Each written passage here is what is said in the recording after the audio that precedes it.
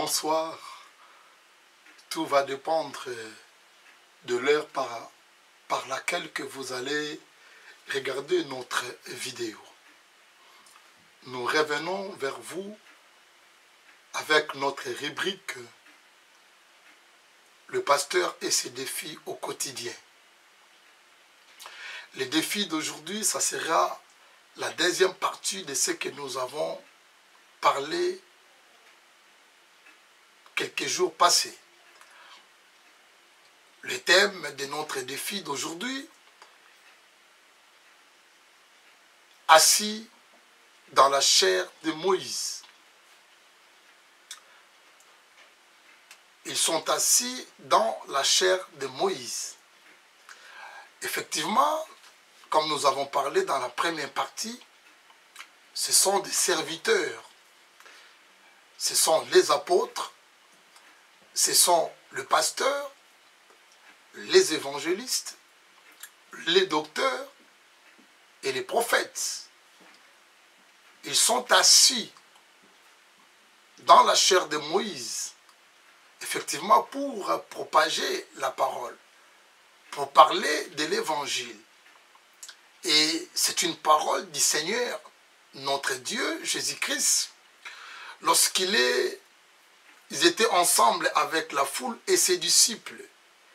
Et cette parole se trouve dans l'évangile de Matthieu, chapitre 23, à partir du premier verset et troisième verset que nous allons lire avec vous. Là où la Bible nous parle clairement que alors Jésus parlant à la foule et à ses disciples, il dit, les scribes et les pharisiens sont assis dans la chair de Moïse. Faites donc et observez tout ce qu'ils vous disent, mais n'agissez pas selon leurs œuvres. Car ils disent et ne le font pas. Car ils disent, mais ne le font pas.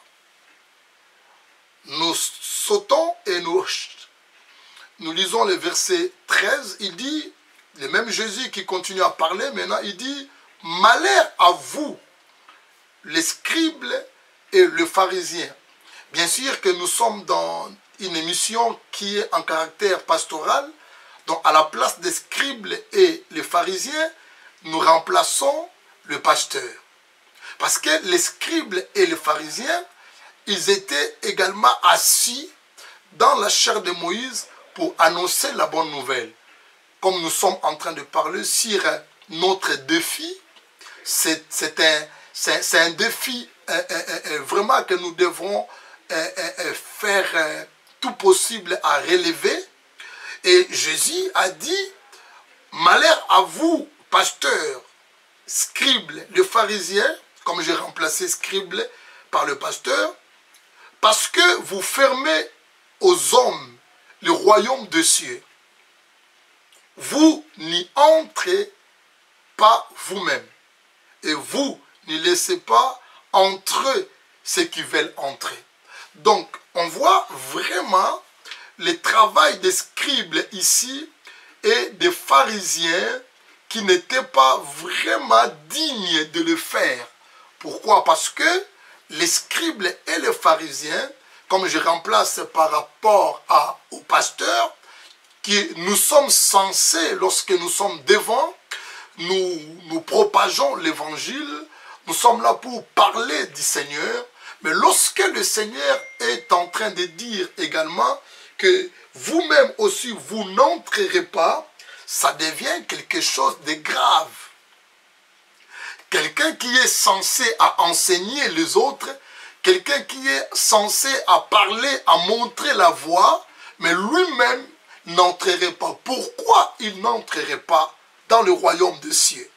Et il ferme également les portes aux autres. C'est par rapport à leurs œuvres.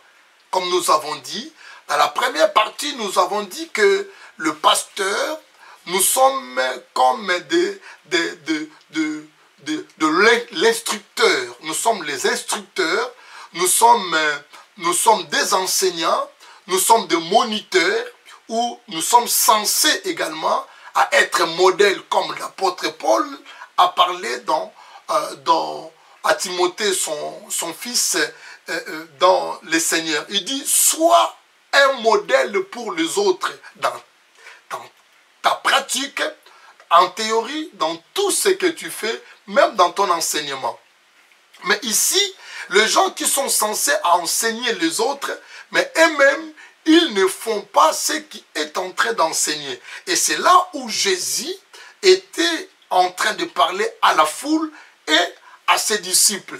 Il n'a pas voulu également que les disciples soient comme les pharisiens et les scribes, parce que vous risquerez de rater le royaume des cieux. Et j'aimerais vraiment dire, à comprendre que à toutes personnes qui sont appelées comme pasteurs, nous avons un défi à relever. Notre défi, premièrement, que nous devons relever, nous devons faire nous-mêmes l'effort d'être un modèle. Comme je parlais aussi de panneaux dans la première partie de ce thème.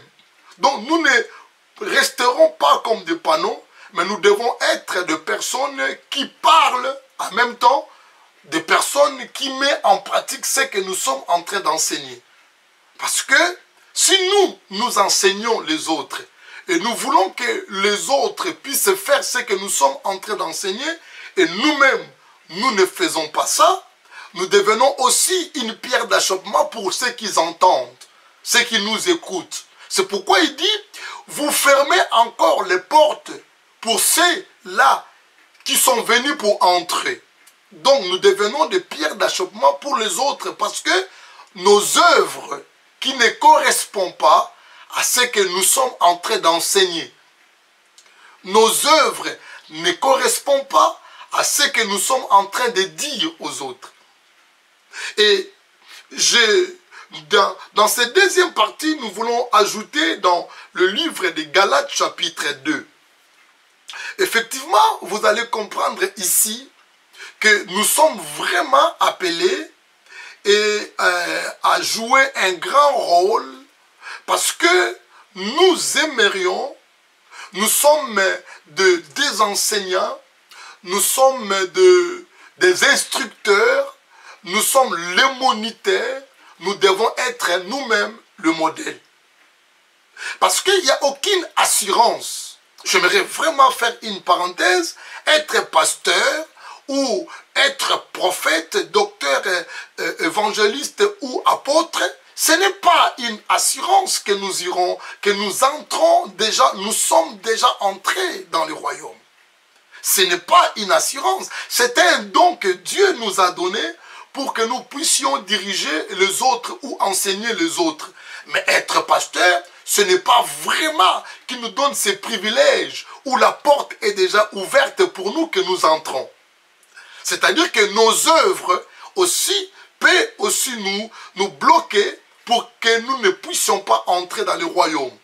Regardez ce qu'il dit ici. L'apôtre Paul, après avoir converti, il devient fervent du Seigneur, il sert Dieu avec beaucoup de respect et il essaye aussi en même temps de mettre en pratique lui-même ce qu'il est en train d'enseigner. Et un jour, il vient aussi, il trouva l'apôtre Pierre en train de manger avec le païen. Regardez ce que l'apôtre Paul est en train de dire ici. Paul et Barnabas, ils sont descendus en Jérusalem et la Bible dit ici, mais lorsque Céphas vint à Antioche, c'était à Antioche, et je lui résistais en face parce que qu'il était répréhensible. En effet, ayant arrivé de quelques personnes envoyées par Jacques, il mangeait avec le païen, et quand elles firent venir, il esquiva et s'étaient à l'écart par crainte des circoncis. Nous remplaçons les circoncis aux chrétiens. Et les incirconcis ou les païens, c'est comme les étrangers. Les païens, ce sont des étrangers qui n'ont pas encore reçu la bonne nouvelle. Les étrangers. Et il dit ici, il continue à dire, mais c'est le verset vraiment, le verset 14 qui nous intéresse ici bien. Il a dit ici, avec lui, les autres juifs usèrent aussi des dissimulations, en sorte que Barnabas même fut entraîné par leur hypocrisie.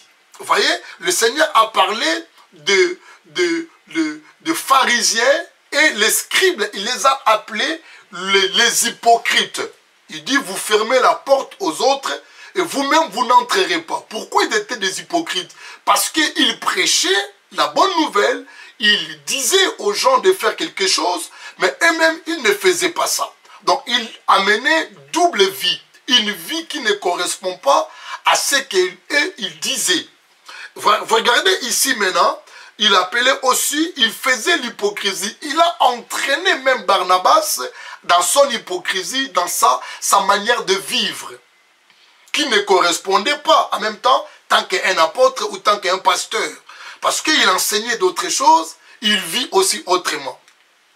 Verset 14 qui est important pour nous ici encore. Il dit, voyant qu'il ne marchait pas droit selon la vérité de l'évangile. Vous voyez, voyant qu'il ne marchait pas droit selon la vérité de l'évangile. Donc, nous sommes d'abord censés nous-mêmes de marcher d'une manière droite. Nous que nous amenons l'évangile. Nous que nous portons l'évangile. Ce n'est pas seulement que le nom du pasteur que nous voulons porter. Donc c'est pourquoi je dis que être pasteur, c'est un don. C'est un don qu'on donne dans l'église. Mais ce n'est pas une assurance que parce que vous êtes pasteur et parce que ta femme est pasteur, parce que ton mari est pasteur, donc nous irons directement dans le royaume où la porte du ciel est déjà ouverte. Non. Il dit que vous fermez la porte aux autres et vous n'entrerez pas vous-même. Ce qui enseigne, mais Jésus a dit, vous n'entrerez pas. Donc, ça veut dire que lorsque nous enseignons la parole, nous n'avons pas l'assurance que nous allons entrer si, du moins, que nous-mêmes, nous vivons dans l'hypocrisie. Nous ne faisons pas ce que nous enseignons aux autres. Vous voyez, mon frère? Donc là, c'est important à comprendre. Bien-aimé dans le Seigneur, homme de Dieu, pasteur, parce que notre mission est dans le caractère pastoral. Nous voulons également faire défier également les anti-valeurs.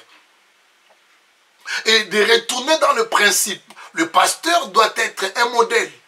Et c'est là où toute l'église, où les fidèles vont le suivre. Parce que c'est lui qui est le berger. Le berger, quand il marche, le brebis le suivent. Jésus a dit, je connais mes brebis. Et ils me connaissent aussi. Donc quand le berger crie, les brebis suivent leur berger. Mais quand le berger est dans le mauvais chemin, quand le berger est dans le mauvais traitement, quand le berger est dans la mauvaise voie ou qui pratique des mauvaises pratiques, et toutes les brebis aussi, ils seront aussi dans la même voie aussi. Donc voyez pourquoi que nous devons être un modèle comme Paul a parlé à Timothée. Soit un modèle dans ta prédication, soit un modèle dans tes œuvres aussi. Écoutez, là, il dit verset 14, nous sommes dans Galates chapitre 2, verset 14. Voyant qu'il ne marchait pas droit selon la vérité de l'évangile. Qui? Les pasteurs. Il ne marchait pas droit selon la vérité de l'évangile. Or, c'est eux qui enseignent, ils devaient marcher droit. Et j'ai dit à Céphas, en présence de tous, c'est toi qui es juif. Je le prends ça comme juif, comme aussi, ou circoncis, hein, ou je le prends ça comme chrétien aujourd'hui. Il dit, c'est toi qui es chrétien ou pasteur. Tu vis de la manière des païens. Parce qu'il s'agit de Pierre. Il s'agit de Simon-Pierre. Il s'agit de Céphas, qui n'était pas n'importe qui. Il n'était pas un fidèle de l'église. Il était le responsable. Il était pasteur.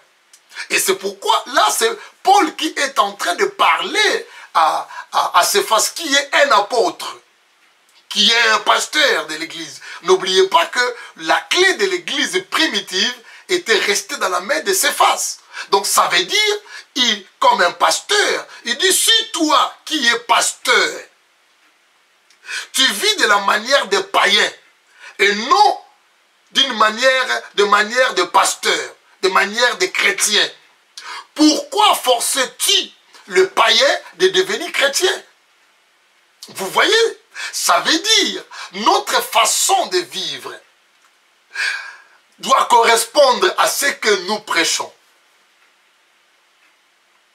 Il dit, les pharisiens et les scribes sont assis dans la chair de Moïse. Or, la chair de Moïse était sainte. Une chair qui était sanctifiée, où les rémats qui descendaient pour que le peuple de Dieu puisse bénéficier, afin d'être béni par la parole. Lorsque nous nous mettons devant les gens, c'est pour bénir le peuple de Dieu, pour bénir les enfants de Dieu qui sont venus de partout, afin d'écouter la parole du Seigneur. Donc, ce n'est pas l'endroit où que nous pouvons dire n'importe quoi, ou des histoires inutiles, ou nos propres vies. Nous devions parler de l'évangile. Et en parlant de l'évangile, cet évangile-là, nous-mêmes, nous devons pratiquer aussi, que nous soyons un modèle. Parce que nous sommes des moniteurs. Un moniteur, c'est quelqu'un qui a déjà la capacité de faire quelque chose, ce qu'il est en train de montrer aux autres. Je prends un exemple, un moniteur d'auto-école ou d'une voiture. Donc, si à un moment donné, ou d'un camion, un moniteur d'un camion, si à un moment donné, l'apprenti ou l'élève, il arrive à un endroit, il n'arrive plus à conduire, ça veut dire, le moniteur a le permis, a la capacité, la possibilité de conduire. Parce qu'un moniteur, c'est-à-dire, c'est un expert qui a déjà tous ces permis-là, il est capable de conduire lorsque l'élève qui n'arrive plus.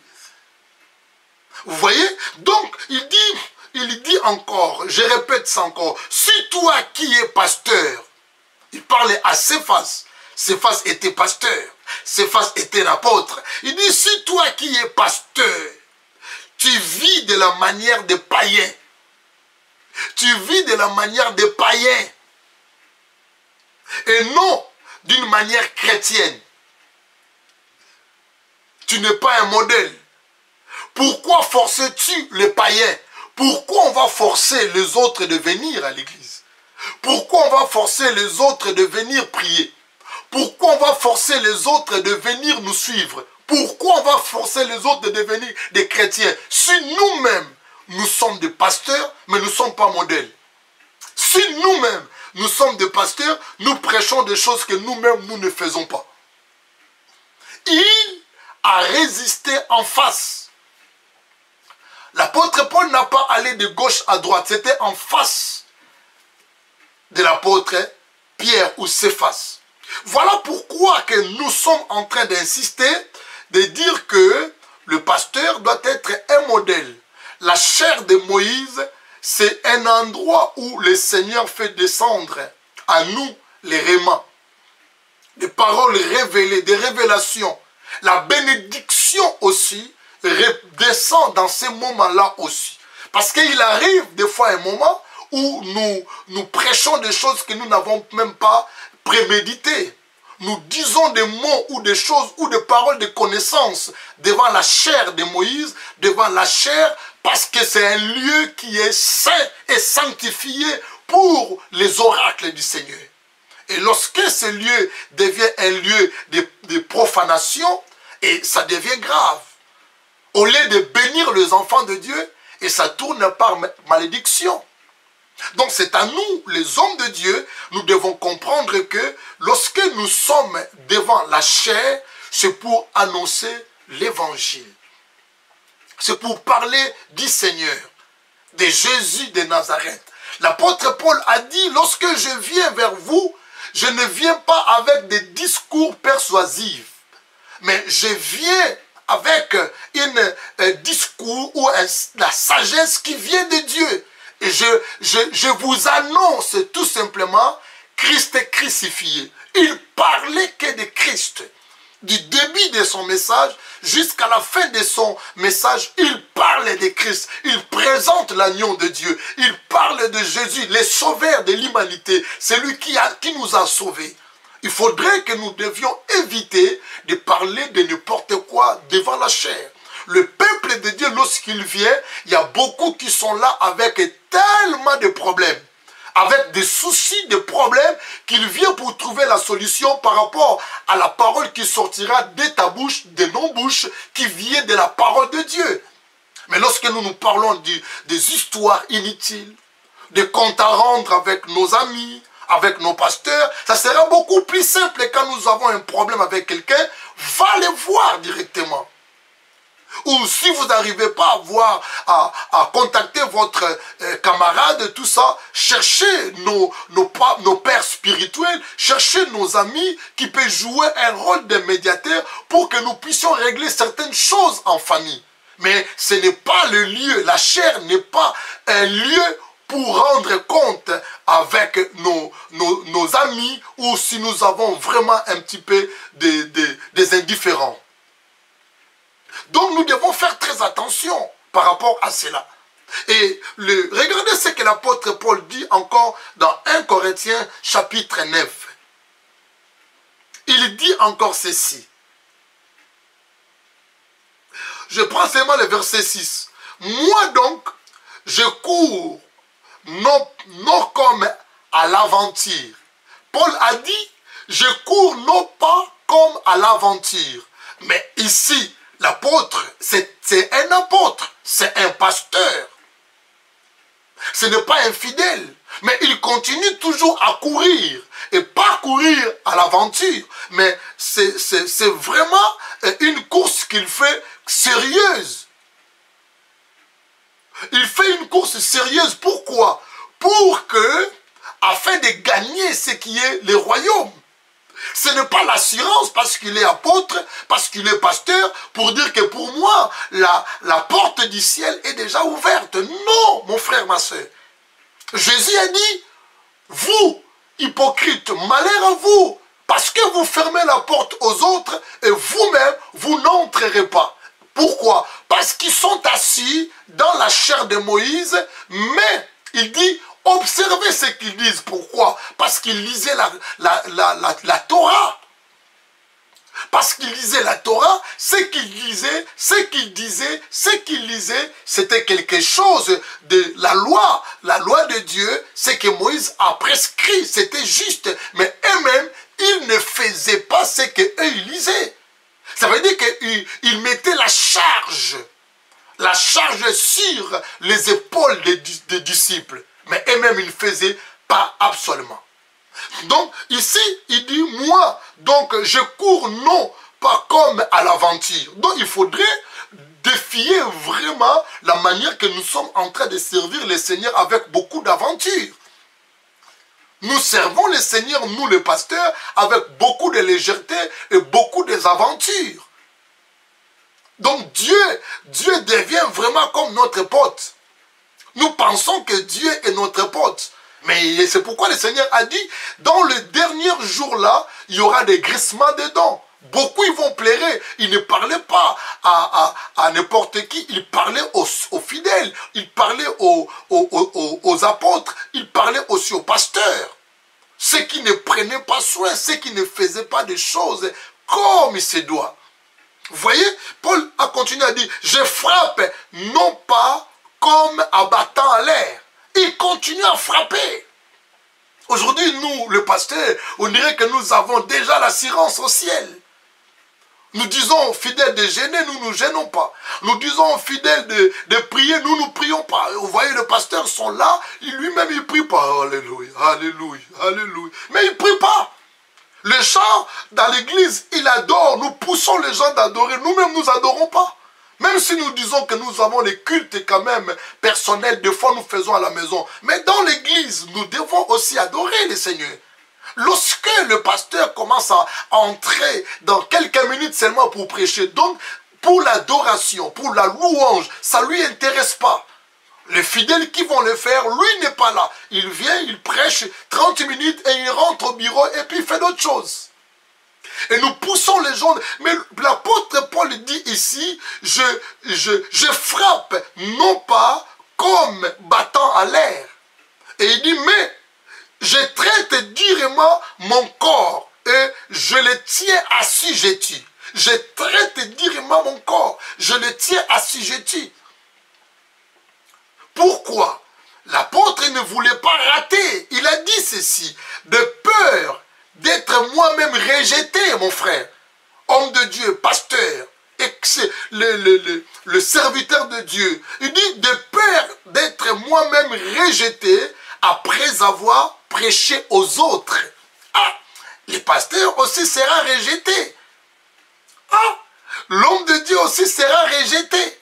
Est-ce que nous lisons cette écriture? Nous sommes dans le fondement des apôtres et des prophètes. Jésus-Christ, la pierre angulaire. C'est ça l'église du Seigneur. Il dit, de peur que moi-même, je sois rejeté. Donc, le pasteur, les enseignants de la parole, il peut aussi être rejeté. Lorsque nous prêchons, nous ne faisons pas ce que nous prêchons. Lorsque nous disons, nous enseignons les autres, nous-mêmes nous ne pratiquons pas ce que nous enseignons. Donc, nous serons rejetés un jour. C'est pourquoi Jésus a dit que malheur à vous, le pasteur, le prophète, le docteur, l'évangéliste et les apôtres. Vous fermez la porte aux autres et vous-même, vous n'entrerez pas. L'apôtre Paul a dit ici, mais je traite durement mon corps. J'essaye aussi de suivre la parole du Seigneur, de mettre en pratique moi-même ce que je suis en train de vous dire. Il dit, de peur d'être moi-même rejeté après avoir prêché aux autres. Donc, nous devons faire très attention. Ne pensez pas que notre